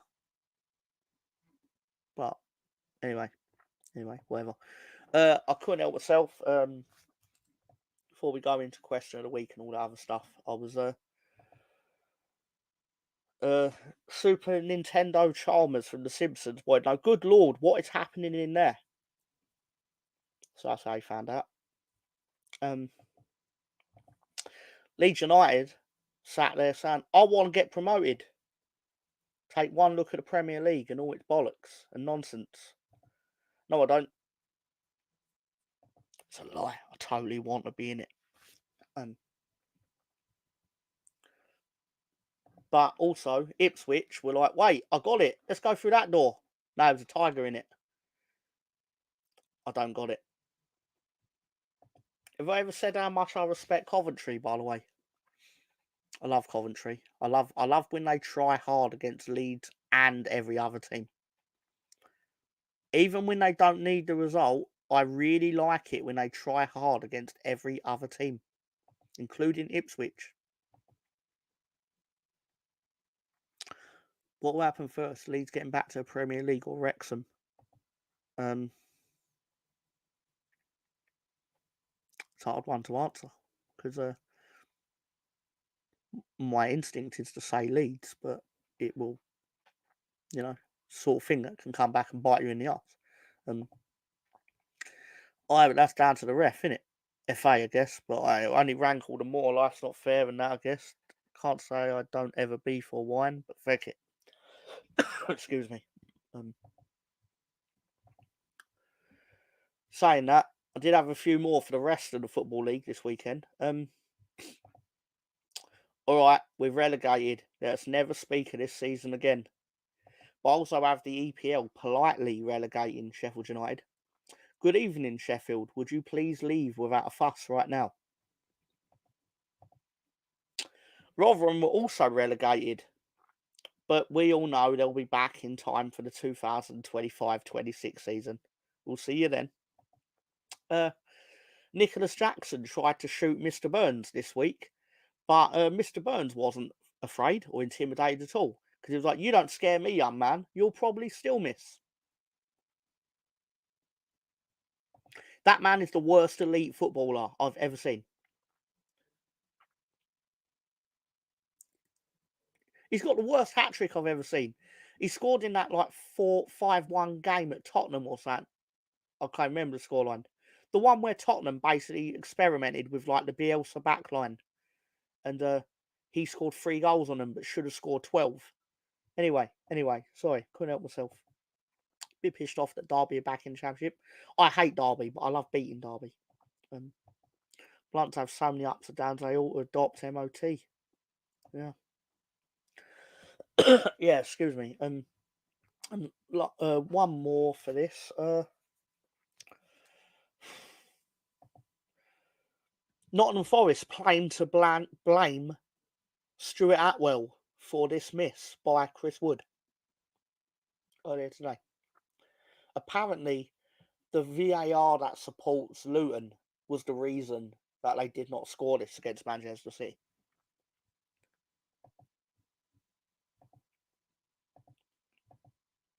Cheech makes a mean blunt. Yep. In non-Leeds news, just a random tidbit. Do you know? Sorry, this is not a recurring segment, but I'll pretend it is. It's the weird football fan celebrity of the week. Anyway, yeah, I didn't hold that very well. Anyway, did you know that a celebrity Arsenal fan unearthed herself this week? Anne Hathaway, I believe she's an Oscar winner. Could be wrong. This is her reaction to finding out that Trossard scored against Chelsea while doing a press junket for her new movie, which I won't be watching. Genuinely true. Bamford scored a hat-trick in the he did against Aston Villa. Did. Chris Wood was in prime. To be fair though, he was being supplied by Rafinha on the day. To be fair to him. Chris Wood was in prime Bamford form today. He was. Nothing went right for that man. He was lucky one of his miscontrols was called offside. But also randomly as well. Oh, sorry. To anyone who... and this was her reaction to finding out it was Trossard who scored. But she was like, I love him. So... it came out because apparently her co-star, apparently his name Nicholas Galitzine, whatever. He also supports Arsenal, so they were both watching the game basically during their press. Anyway, so yeah, this is my club. I fucking love this football club. So I was pretending that Anne Hathaway was the kit man, giving his speech or that on the documentary or whatever it was. But yeah, so she wants to have it off with him. With Trossard, I'm not surprised. Not surprised. And yeah, here's one for you, Tom. Gateshead FC denied promotion to you. Yeah, they were not allowed in the playoffs, right? Yeah, Luton are in the EFL, yeah. Strange. Orange is the new red. Let's see what else I got on the slate before I send myself away for the fuck it, we'll do the table. So obviously Birmingham and Huddersfield, their relegation shootout yielded a draw, which meant none of them were happy. And it's fortunately for Huddersfield, for Leeds, we need Huddersfield to win, even though they're almost certainly going to get relegated either way. So even if Argyle lose, they'll still need a 15-goal swing. So I don't know. That means as long as Birmingham go down, because that would just be funny. Because they sacked their initial manager, they sacked him when they were in the playoff places. So in one of the great all-time decisions. But anyway, I suppose I should remove the. Yeah, so Leicester on 94 points, and yeah, so excuse me. So we are currently still in second, but obviously that will change if Ipswich get anything at Coventry. But if they don't, then we only have to beat Southampton. And what will happen in their game against Huddersfield? Knowing my luck, they'll beat Huddersfield about 8-0. But anyway, that being said, so I'm upsetting myself even suggesting that now. He will want his money back. He'll ask, what the hell? That was a terrible accent. So it's one of Ben's favourite segments. The dipshits. Which is obviously where I scoured the internet, and by internet I mean Twitter, and look at the opinions on the commentators. And ironically, both of them commentated the Leeds game this week. So, yeah. Let's get into it.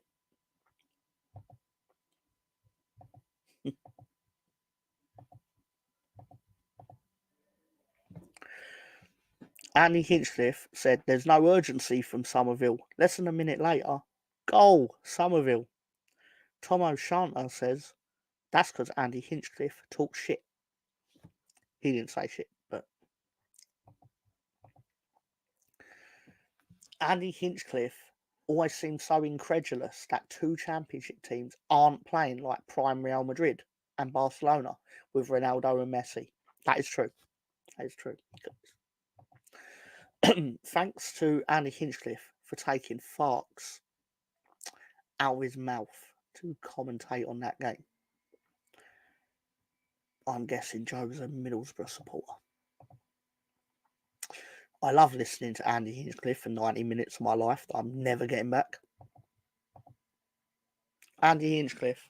Sorry, Christine Barry says, Andy Hinchcliffe, ex-Everton pro footballer turned amateur commentator and full-time knob. To which J.A. Rosenberg said, just looked up the word knob, found a new word. New favourite word, sorry. Yeah. And look at the bright side. Oh, Stacey, the mum overlord, enjoyed something there. Look at the bright side. Tom Brady, 12, Brum, will be playing Wrexham next season. Oh, God, no. Well, at least you know all the football media will be in one place. Not that I'm trying to promote the idea of doing something sinister, but we've had a bloody good season in an exciting league, English football, as I grew up on. It's a fair point, Glenn. But should we get on to people roasting Don Goodman? Bono, ex-View from the U2, says, please, Sky Football, for the love of cow, have some oversight on your commentators' ridiculous player name pronunciations. Ruter is Ruter. Or no, Ruter is Ruter, not Ruter. I swear to cow. Loves cow. Use cow twice. This TV will be muted very soon. Anyway, upper hoops. I have to mute Sky commentary when I watch games shown by them, especially if Don Goodman is on. I've considered it, I must say. Sky Sports from QPR Lewis 14, or Louis 14, sorry. Just checking if Don Goodman had stopped crying yet. Bit worried he was having a breakdown on air. Oh, QPR fans think that Don Goodman was upset when they went 1-0 and 2-0 up. I think he was more shocked than anything, personally.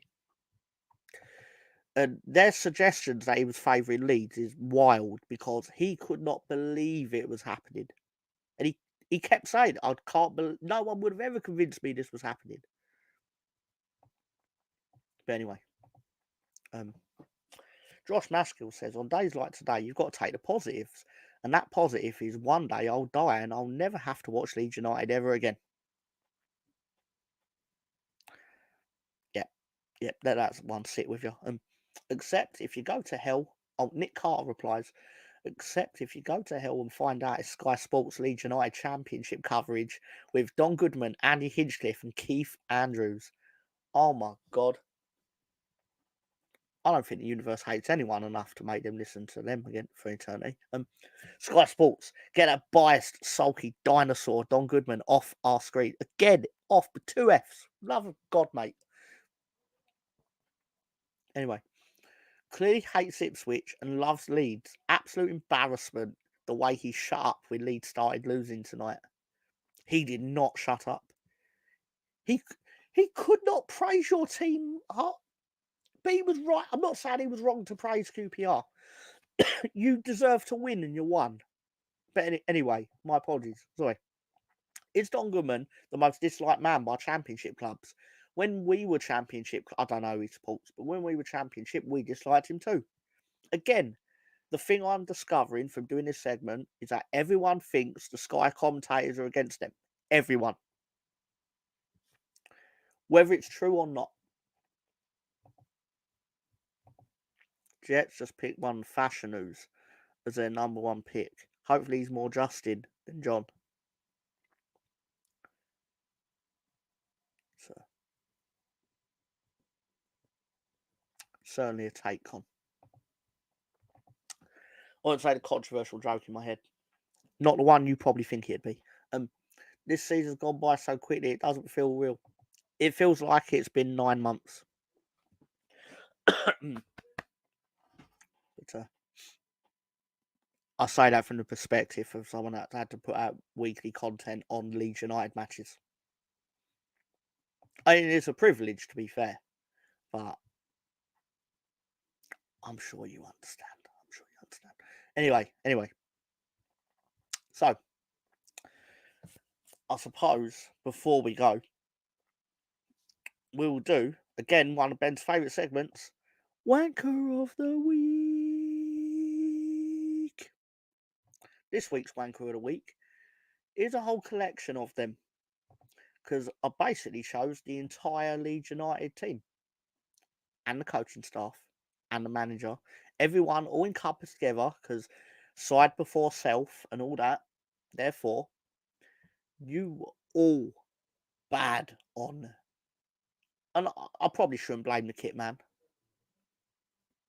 or the coaching staff, but I'm sure you'll appreciate why I feel like, because their performance at QPR was substandard beyond belief. I don't think I can say it enough times. I think it wasn't becoming of a Leeds United team to perform like that for the audience that watched them in person, travelled all the way down from Leeds to London, because it's not a short journey, I think they deserve better. I think they deserved more of an effort. I don't think they look. I can accept if you get beaten on the day by a better team. I can accept it, and I haven't not accepted it in the context of like we were robbed, because we weren't robbed. That nothing happened in that game that I can point at and be like, "Oh, the ref favoured." Like, even if the ref had give us multiple decisions, we were dog shit. And if anything, I think the score flattered QPR. Don Goodman did kind of try to imply that the 4-0 flattered, like, we were better than the 4-0 suggested, but we weren't. So, I don't know.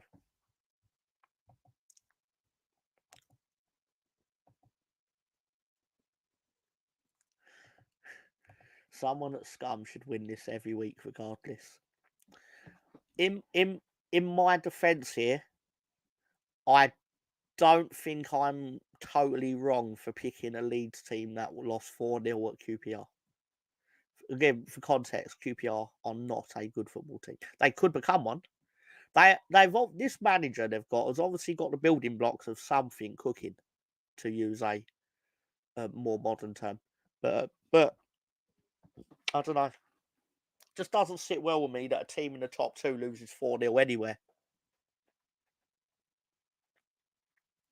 Much less to a team that would have got relegated. No, it's not fair to say. But they would have been in a final day relegation battle had they not won 4-0. Or not had they not beat us. That being said. It was close this week, though, Mr. Tom. Thank you, Glenn. I'll give you that. Thank you, Glenn. Very kind of you, sir. All right. So, I do promise we are approaching the end of my sermon on Leeds United, and it was a sermon. No, obviously, we didn't do too well in our predictions this month. Shocking, really, but I'm sure you can't blame us for having faith in our team that were doing well up until, the international break.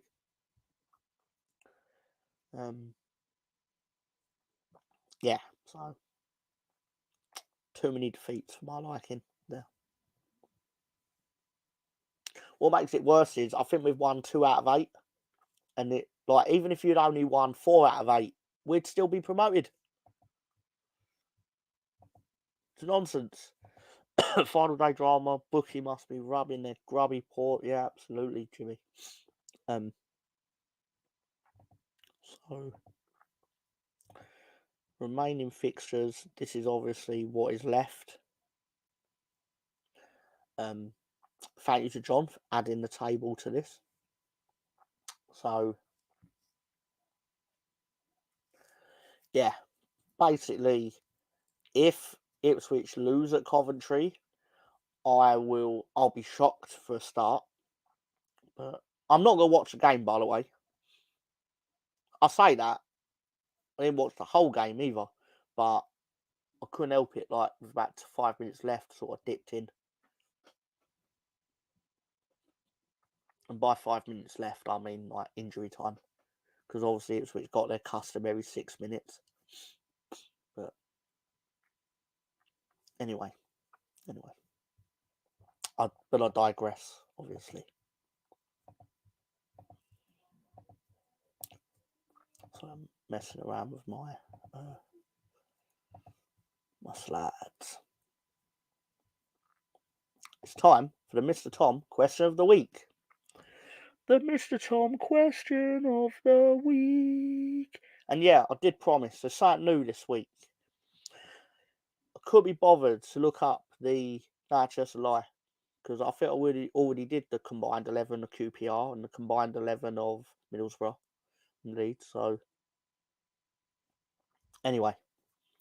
So, what we're going with. During Leeds United's 3-season stint in League One, how many goals did Jermaine Beckford score?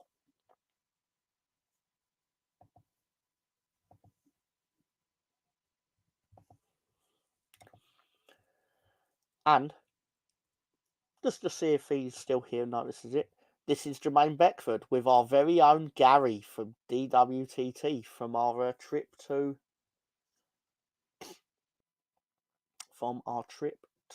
Ellen Road.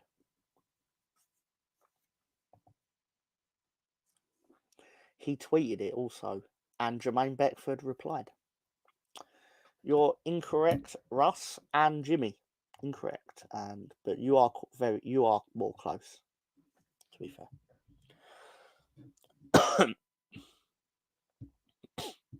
I do have the full breakdown, in all fairness, but I'll give you all the chance. Although he's right there. He's right there. He met Pepsi Phil. He met Phil, not Pepsi Phil. Excuse me. So I did the breakdown. It includes the FA Cup, the League Cup, and the Johnston's Paint Trophy. So every available competition Leeds were in from 2007 to 2010.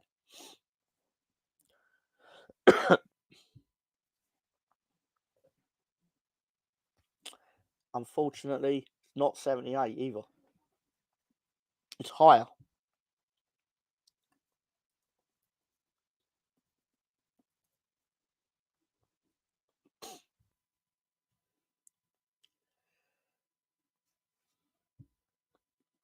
Anyway, I'm just going to sit and... It's funny you mentioned Pepsi, Phil. I'm going to sit and drink some delicious Pepsi. And it's so delicious, I've not even been paid to say it.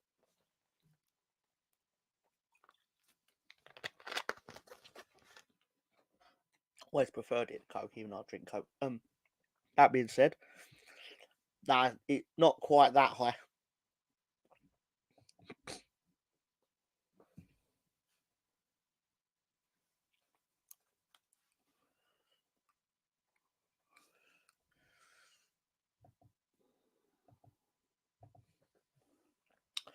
I've not included his goals for Scunthorpe from 2006 to 2007.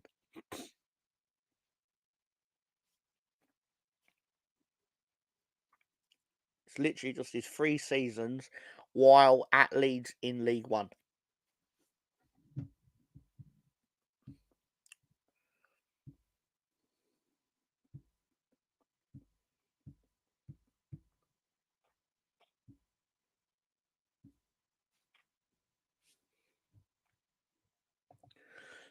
Fuck knows, it was a lot.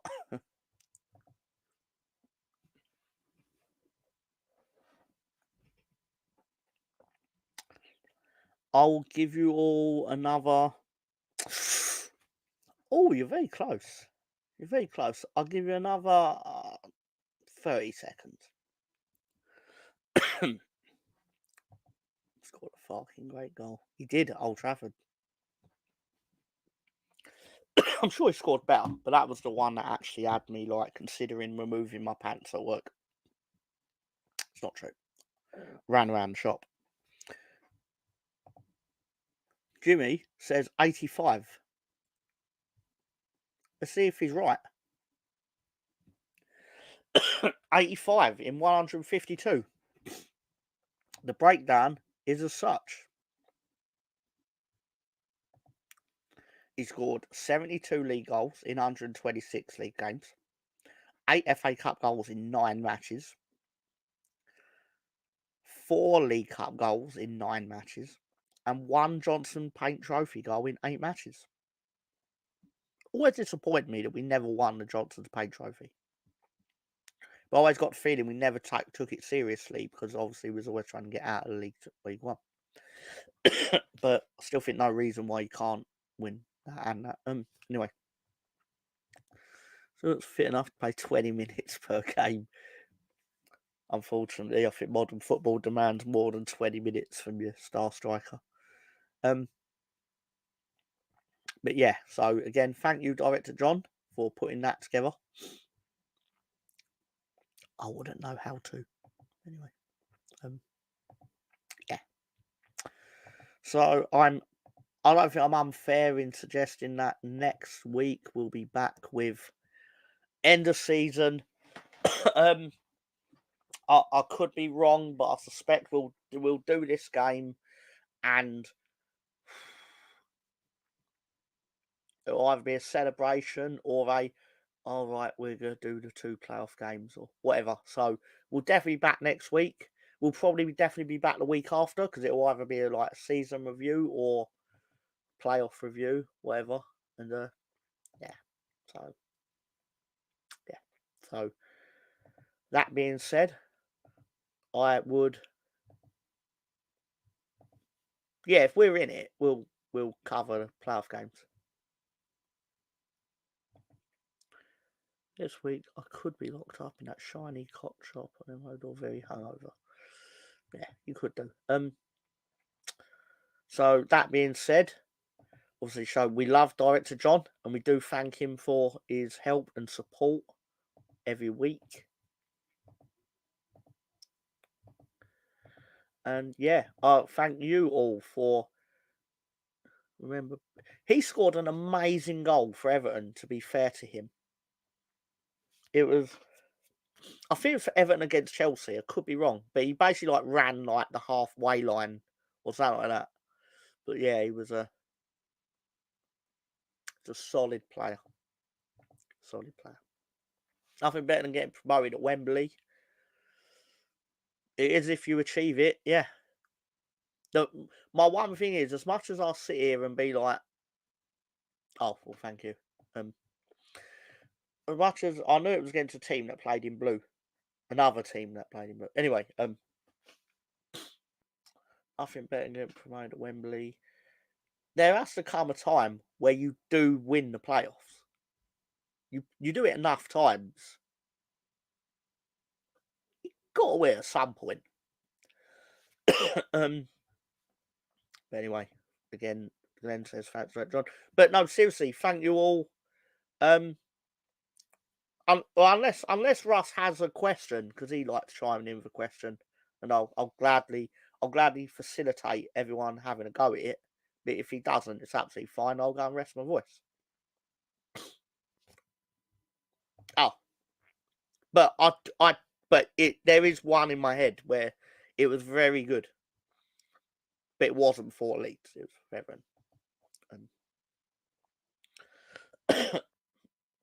No problem, no problem. I will rest my voice. You'll be surprised talking for 2 hours does to your throat. Dread months ago that we beat Man United at Wembley. Maybe it was Saints. Yeah, maybe.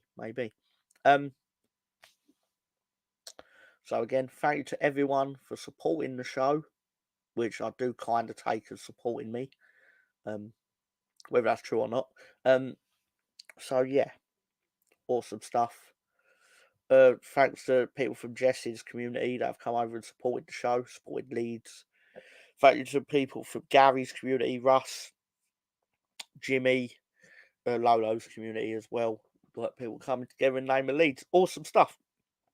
But no, I really do appreciate it. Thank you to everyone for giving their time to the thing that me and Director John Ben put together on a weekly basis. Really do appreciate it. It's really cool of you. I've said really appreciate it too many times. It sounds disingenuous at this point. But no, it's really humbling when people like take their time to watch something you put out. Get well soon, Mucker Chops. Oh, that's very kind of you. I hate that it always seems to coincide that when Leeds don't win, that I'm ill. But the thing people don't realize is I'm ill a lot. So it's like allergies and hay fever, and so just breaking down as I get older, I suppose. I say that like I'm 60, not, but I'm on my way there. But anyway, sorry, I'm talking. I can't help myself. Oversharer, some would say. That being said, have a good night, everyone. Take care.